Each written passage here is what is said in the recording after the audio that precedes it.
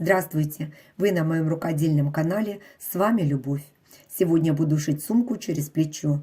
Она подойдет для тех, кто любит удобство и стиль в повседневной жизни. Сумка довольно вместительная, имеет ручку, которую можно регулировать по длине. Внутри стеганая подкладка с двумя большими карманами.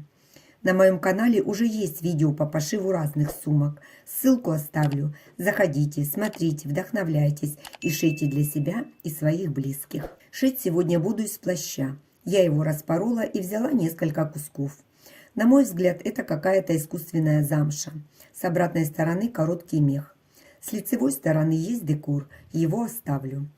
Кушзам на трикотажной основе. Стропа коричневого цвета шириной 4 см. Молния и фурнитура. Для подкладки взяла отрез подкладочной ткани. Начну с выкройки. Взяла лист бумаги длиной 25 см и высотой 27 см. С одной стороны обозначила сгиб. С другой стороны по нижнему краю откладываю 7 см. По верхнему 11 см. Соединяю прямой линией. Это будет боковая часть. В уголке черчу квадрат 2 на 2 см.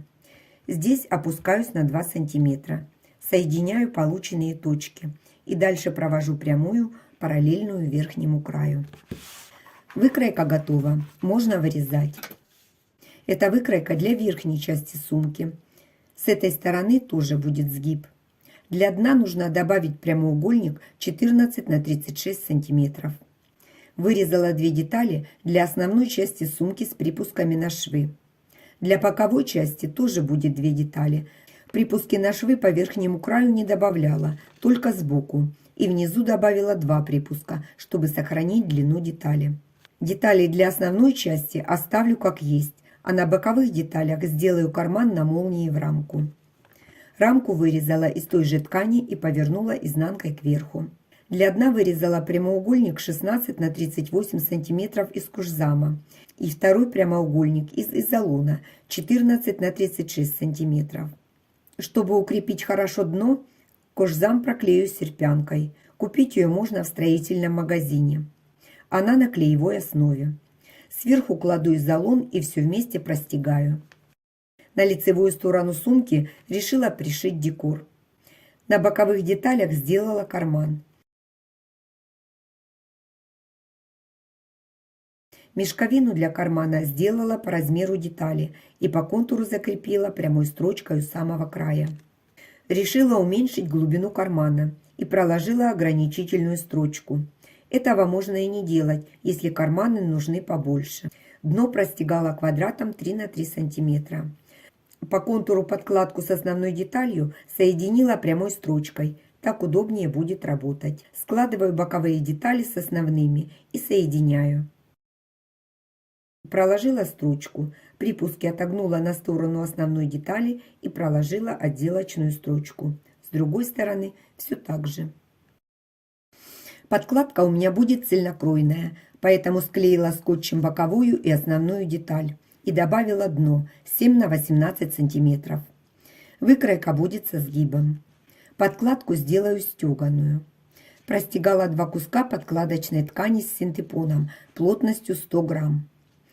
Для стежки использовала простой ромб со стороной 3 см. Прикладываю выкройку, обвожу по контуру, переворачиваю и обвожу вторую сторону. По верхнему срезу по намеченной линии прошла мелким зигзагом.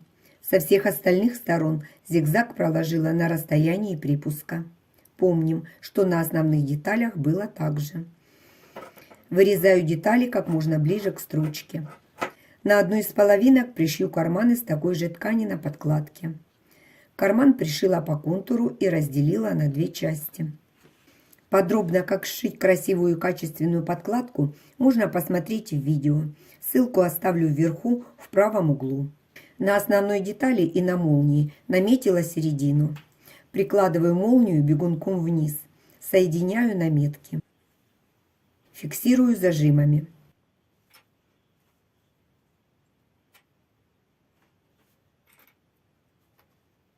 Беру подкладку, кладу лицом вниз, соединяю с середины и дальше по всей длине.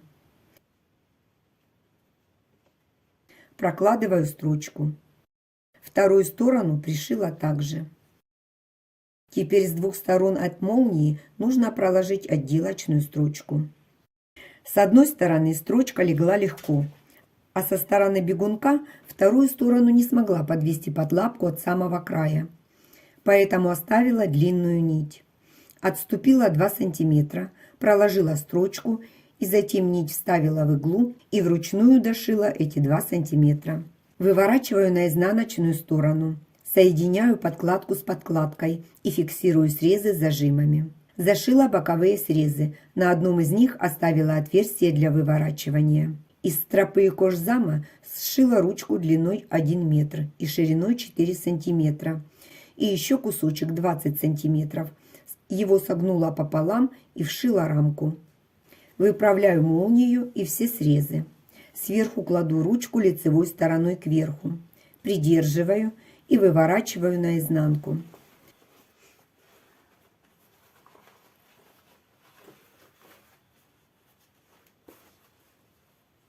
Подтягиваю край ручки. Подкладку выравниваю.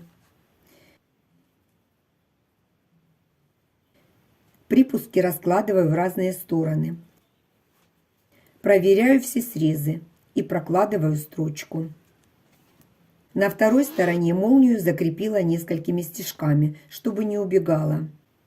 Прикладываю ручку с рамкой и все повторяю, как в первом случае. Выворачиваю, проверяю, как пришила.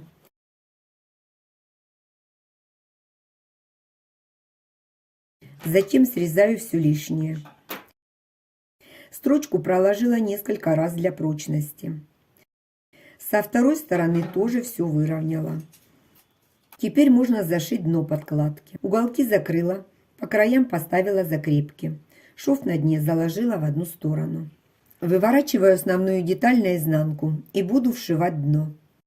Совместила контрольные точки. И дальше все по периметру. Проложила строчку. Если не любите вшивать углы, дно можно слегка скруглить на углах. Вшивать будет проще. Совмещаю боковые швы дна подкладки и основного изделия. Ставлю зажимы. Так я соединяю подкладку с основной деталью. Она надежно фиксируется и не вытаскивается каждый раз за руками. Это не обязательно, можно пропустить. Можно проложить строчку на машине, а можно вручную прихватить иголкой прямо через край. Я сегодня решила пришить вручную. Через заставленное отверстие выворачиваю на изнаночную сторону. Хорошо выправляю все швы на подкладке. Зашиваю техническое отверстие. Зашила вручную потайным швом. Выворачиваю на лицевую сторону. Выправляю все уголки. Осталось одеть рамку на ручку.